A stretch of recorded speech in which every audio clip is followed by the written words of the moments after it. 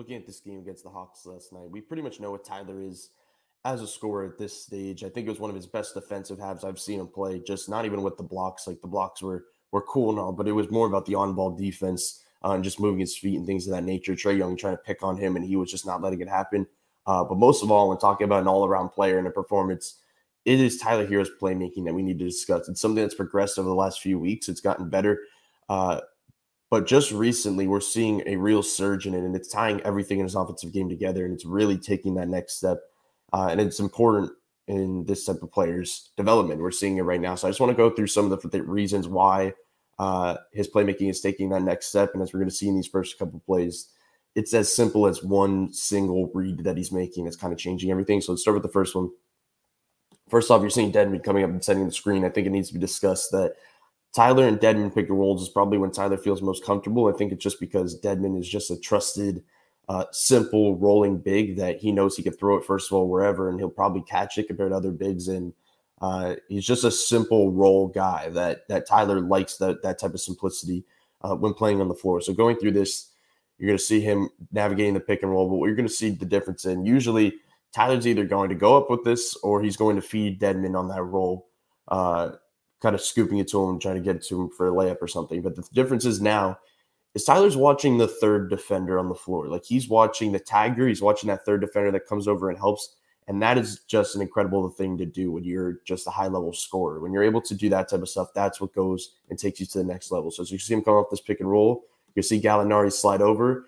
Tyler's already reading that. He's already up in the air and he's reading that, throws it, a really nice pass down to PJ for an easy layup. Like he's getting these guys. Not only is he making nice reads and it looks good, but he's getting them such easy looks.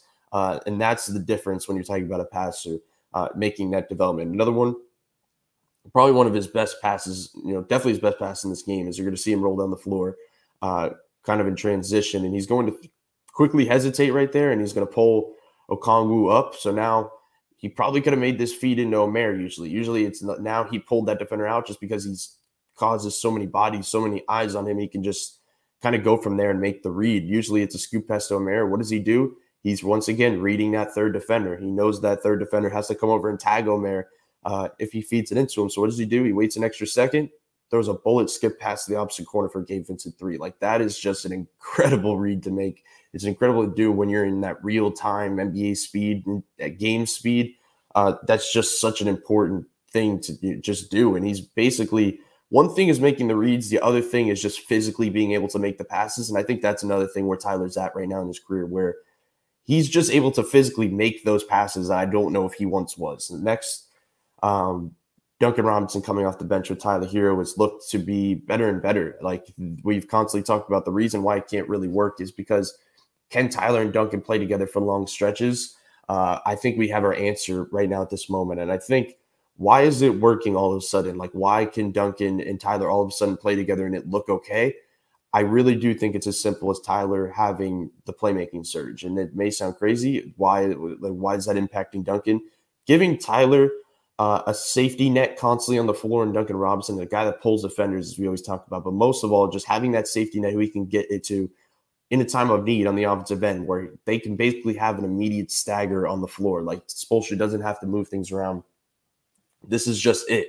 And when you can do stuff like this, as I show right here, it changes everything. You're going to see Tyler. We talk about Duncan's gravity, but you're seeing guys more worried about Tyler than anybody else on this C team at the moment. So you're seeing them run these little empty corner pick and rolls with Duncan Robinson and Tyler Herro as he's going to slip, something they do a ton with Max Strus. Max Strus is known for kind of this slip screen and relocating to that next spot on the floor. Duncan does it right here. They hesitate on Tyler because they're worried about that Tyler hesitation dribble and drive right, and he hits Duncan, and Duncan hits the three. And it's why it's just such an incredible thing to see the development of them two on the floor together. The last one, just another one from Tyler. You're going to see them start out, as I go back one more time. They start out by something he sees a ton of now, which is doubles. He gets double teamed right here at the top. You're going to see just a weird looking start of his defensive possession for the Hawks. Tyler, first of all, how is he going to make this read? Is he going to try to throw it cross court wild past to Lowry? Is he going to try to feed it into PJ like he should? The answer is yes. He feeds it into PJ, but look at the way he does it. He gets it, throws it in between the two defenders and relocates. So now once again, all eyes are on him. If you look at the 5 yellow jerseys on the court, they are all focused on Tyler. So he basically has possession in his hands. It's why he can play make at this level, because he has all eyes on him. That the off-ball movement on this Heat team just kind of brings it all together. As you're going to see him now, he's going to drive down the baseline.